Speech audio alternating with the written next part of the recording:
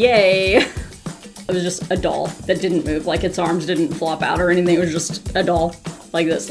I knew what to do because of your videos. And I was like, oh my gosh, that's so crazy. She does not, in fact, have to do that. Go call 911, okay? It's everybody's favorite time of the month, much better than that other time of the month, where we review an episode of TLC's famously entertaining Didn't Know I Was Pregnant and ruin it with educational commentary. This episode, y'all, I can't. This one is so good. There are so many good learning points. And also, like, when she has the baby, the circumstances under which it happens are truly unique and wild. And also, this family is adorable. You are going to love this episode, and I really hope you learned something. Thank you so much to the sponsor of today's video, ZocDoc. We'll hear more about them in a minute. 30-year-old Nikki is a hairstylist, and her 34-year-old boyfriend Joe is a stay-at-home dad. Life was crazy because we do have 3 children. You can tell she's a hairstylist because her hair is beautiful. I can't imagine trying to do that job while pregnant. Like, you're on your feet all day with your arms held up, and then also when you're having to work around a pregnant belly, like, no thank you. Put me on maternity leave at 15 weeks, please. Thank you. I will not be doing that. Nikki has a history of ovarian cysts and endometriosis, which makes her periods light and sometimes irregular. You typically wouldn't see light or irregular periods with ovarian cysts or endometriosis, so not sure where that's coming from. She could just have those things separately. Regardless, endometriosis is a condition where cells that look like the cells that should line the uterus on the inside, like on this part, end up being found elsewhere in the body. Most often that's going to be in the pelvis, but endometriosis is really strange. You can find it anywhere. There's case reports about endometriosis tissue being found in brains, in genetic males. It's really weird, and we don't know enough about endo. As with most things in this field, it needs more research, but it is a fascinating and often debilitating condition. It can cause chronic pelvic pain. It can cause infertility. It can be associated with abnormal periods, usually more heavy and painful periods, not light and irregular. Endometriosis can also be associated with ovarian cysts. So I don't know if they're talking about endometriosis cysts or something else here, but that would be called an endometrioma. And that's basically a cyst on the ovary. It can actually be anywhere, but a cyst on the ovary that has dark brown, kind of old blood looking fluid in it and is caused by endometriosis. After we had our 3rd child, I was put on birth control pills to regulate my period and also to make sure that I did not get pregnant again. Birth control pills can give somebody who has irregular periods a little bit more of a consistent time in which they bleed, which just makes life a little bit easier. And then added benefit if you're not wanting to get pregnant, also it prevents pregnancy. The birth control pill is very, very good at preventing pregnancy, 99+%, but that's when it's taken perfectly. So on time, every day, never miss a day, never throw up a pill, never just skip one, forget to refill your pack and start one late, all of those things. So there's lots of things that can contribute to a pill not working as well as it should. Antibiotics are not one, with the exception of rifampin, which is a very uncommonly used one, but that's a really common myth. Most antibiotics don't actually interact with birth control pills. In October of 2007, she believes she's having her usual light menstrual period. My periods don't last that long, so I didn't think anything was different. You okay? Everything all right over there? It's just that time of the month, so yay. Great. As always, TLC never disappoints with the acting skills. Yay. Nikki started complaining about her pain in her lower back. It was torture. In spite of the pain, Nikki doesn't go to a doctor. My worst fear was just that I would have to have some kind of surgery. I didn't have health insurance, so I was afraid of my diagnosis. That is how the US health system inadvertently kills people. Because if you don't have health insurance and you're not going in and things are just getting progressively worse, then you end up in a situation like this where you don't know what's going on. You're afraid to get help because it could be something bad enough that you really need surgery or you need to be admitted to the hospital and you won't be able to pay for it. Or, you're just afraid of the medical system. But I think by and large in the US, it's this story. Like, that is so important for everybody to realize that even though we live in the richest country in the world, well, I don't live there anymore, but I was trained in the States and have lived in New Zealand for a few years now. But even though we're the richest country in the world and we have the most robust healthcare system in the world, that doesn't keep people from failing to access care that they deserve and need because they are afraid of the financial impact. The number one cause of bankruptcy in the United States of America is medical debt. Universal healthcare. Pick your politicians appropriately. 2 weeks later, Joe travels out of town for the weekend. With Joe gone, Nikki is now alone with her 3 children. After putting her kids to bed that night, the pain intensifies. I thought I was having stomach issues, and I just laid on the couch. Oh my gosh. Is she gonna have this baby while not knowing she's pregnant at home alone with all of her children who are 1, 2, and 10? Can you... Oh my gosh. Nikki awakens the next morning after a restless night, still suffering from lower back pain and cramps. I thought I was dying. I was in so much pain, but I just did not want to call an ambulance.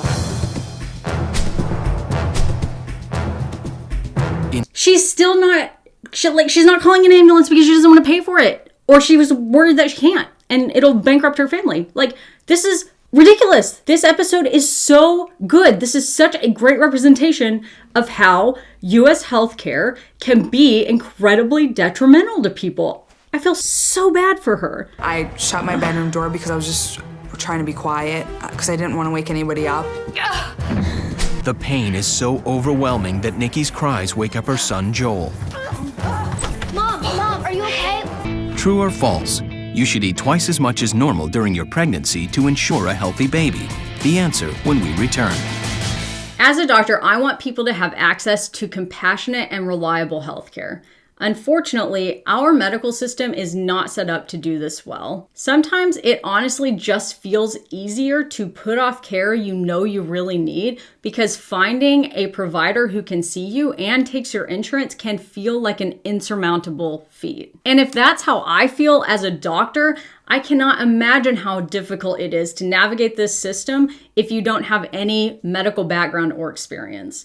And that's why I am so excited to be partnering once again with ZocDoc, a company that shares my passion for helping you access the care that you deserve and need. It's completely free to use and incredibly convenient. You can browse a list of doctors, read real patient reviews, and even look at real-time availability all online. So whether you're looking for a female doctor or an LGBTQ-friendly therapist or any kind of specialist tailored to your needs, ZocDoc makes finding them easy, and then you just pick a time and book your appointment all instantly right there on the website. ZocDoc has over 100,000 healthcare professionals spanning nearly every specialty, so you can book anything from a routine checkup to an urgent care visit. So, if you've been putting off that pap smear I told you to get, or if you're needing a quick consultation for something a little more urgent, ZocDoc makes finding a doctor easy and ensures you're getting care when you need it. Sometimes even on the same day that you're booking the appointment. It's time we prioritize your health together. You can learn empowering health information right here on the MDJ channel, and then you can use ZocDoc to ensure you're getting the quality care that you deserve at the time that you need it. If you'd like to try out ZocDoc, which is always free, and support my channel in the process, you can go to ZocDoc.com/MDJ or click on my link in the description box down below. Now, let's get back to that trivia question and the video. True or false? You should eat twice as much as normal during your pregnancy to ensure a healthy baby. The answer, false. I think this is a myth that most people know is a myth now, but it did probably used to be a lot more prominent. Despite that, I do hear a lot of people say, at least like when I was pregnant, people would say, oh, you're eating for 2, you know? And I would be like, it's this big, like I'm not. But you do need a lot of extra nutrients, and especially because a lot of people, when they aren't pregnant, aren't getting all the vitamins and minerals in their diet that they need. So you do want to pay really close attention to what the makeup of your diet is to make sure that you're getting enough iron and enough vitamins and all of those things. But no, calorie-wise, you definitely don't need to increase how much you're eating by 2x during pregnancy. Usually somewhere like around 300 to 500 calories additional per day. And that's just an estimate. Like, I don't want people calorie counting in pregnancy or otherwise. I don't think that's a healthy thing to do unless you feel safe doing it. It's not safe for a lot of people. But it is important, again, to pay attention to what you're eating and the makeup of your diet. Go call 911, okay? Okay. He must have been so scared. And also, I haven't heard him talk yet, but that actor that they picked looks just like the kid. That is crazy. It's not him, is it? Am I stupid? Are they just playing themselves? No. In the meantime, she experiences the worst cramps she's ever felt. I just shut the door again. I was in a lot of pain, so I just didn't want to scare him. I was on my knees. I actually pushed a little bit. As a mother, I cannot imagine balancing the thought of, oh my gosh, I think I am dying and I am in so much pain, with I don't want to scare my kid. This episode is really getting to me. This is like less fun than most episodes. And my water broke.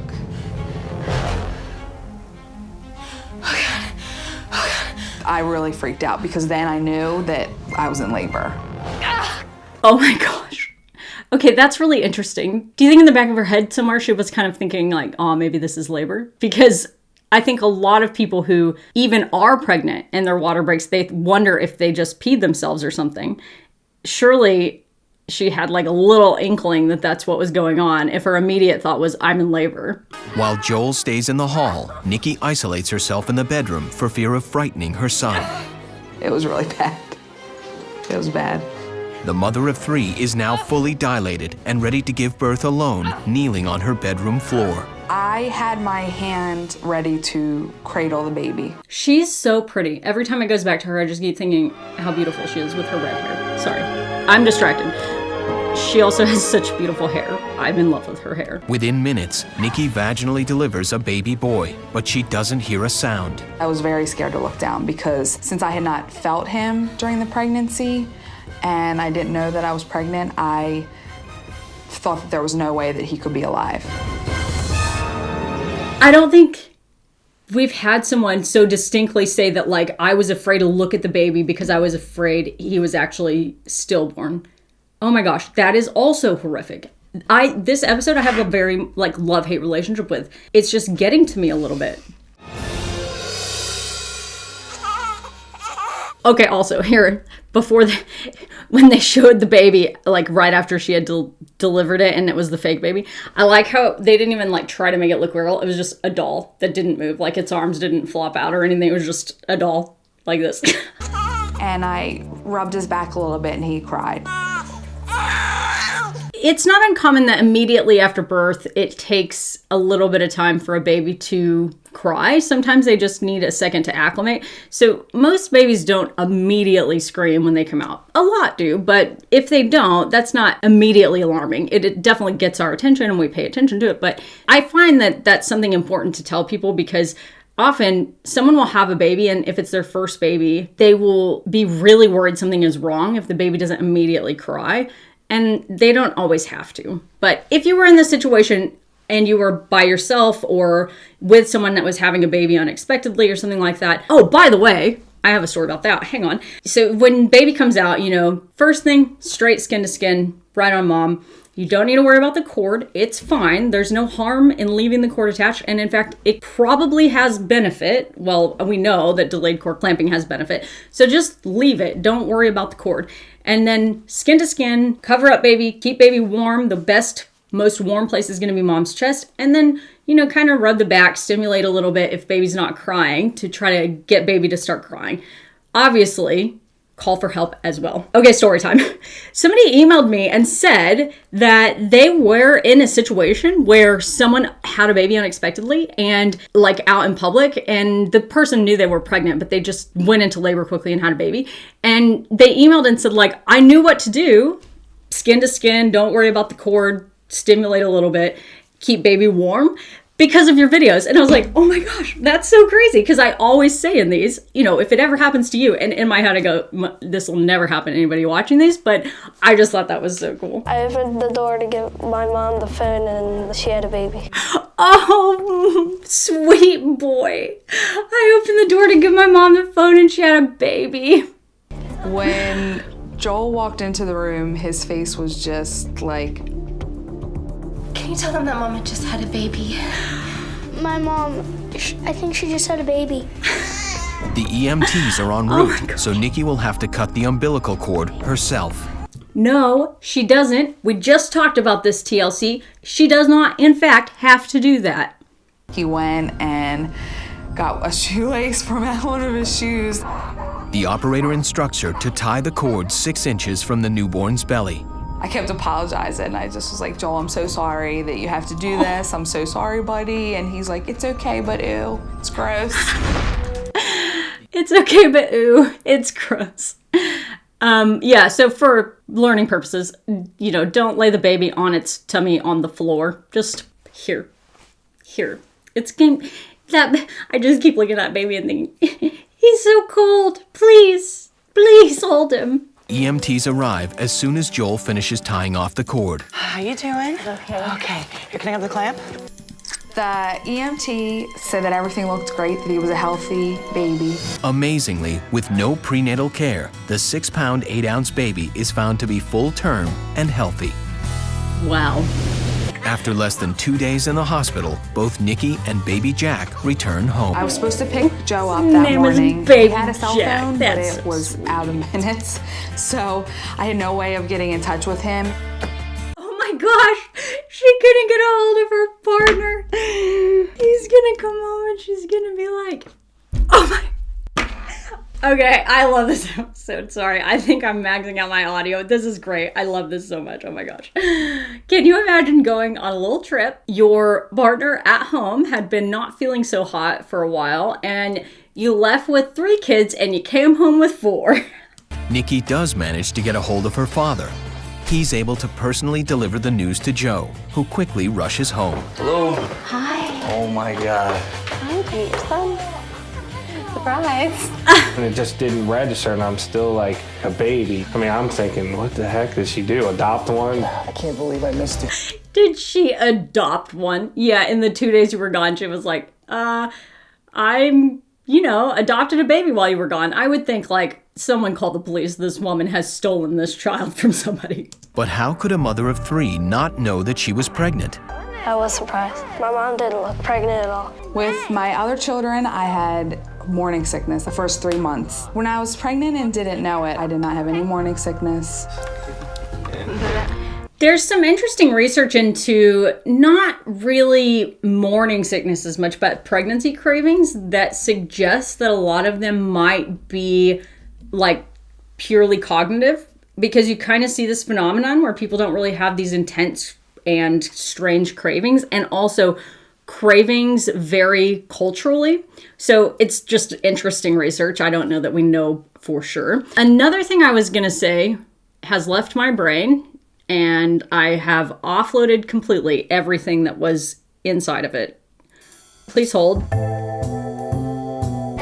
Right, okay. Got it.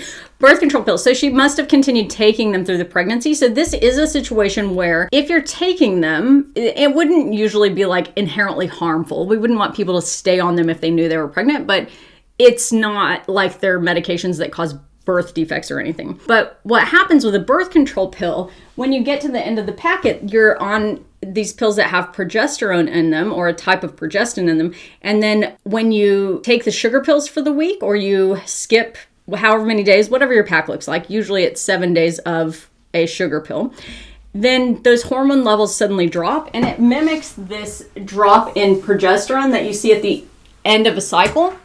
And when that happens, you can have a little bit of a withdrawal bleed even while you are pregnant. So she probably was having bleeding throughout the pregnancy. Every time she stopped the pills, she would have a little bit of spotting or something like that. That's my best guess as to why she didn't realize her cycle wasn't coming. And if she didn't have any other symptoms until she started having pain, it makes sense why she wasn't taking a pregnancy test. I mean, in these videos, I always say take a pregnancy test, but it sounds like she didn't have any inclination that anything was out of sorts, at least not early on. The only pregnancy symptoms Nikki felt were fatigue and back pain. Of course I'm tired. I already have 3 kids. I work 43 hours a week, so it wasn't anything different for me. Yeah, a 1-year-old and a 2-year-old and a 10-year-old, and you work a full-time job. Feel tired. And Makes sense. the last 2 weeks, she's saying her back hurts. Well, I know at her job, she's on her feet all day, and she's had her back hurt at times before. And you wouldn't expect that to be a pregnancy symptom. Like, that's not where my brain would first go if that's the only thing I had going on.